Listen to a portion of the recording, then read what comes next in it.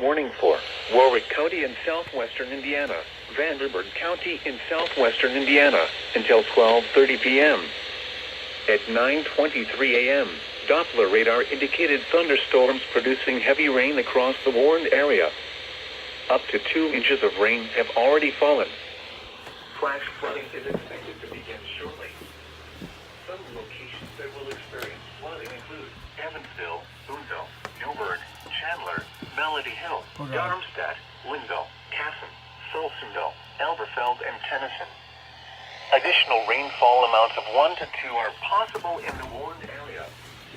Repeating, a flash flood warning has been issued until 12:30 p.m. for the following counties.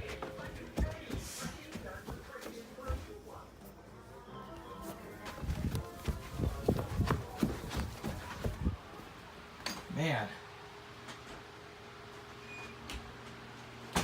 For that other one I just woke up on. Oh man. No, ain't that no longer since the deja vu. Thanks, PADUCAH, for waking me up. Damn it.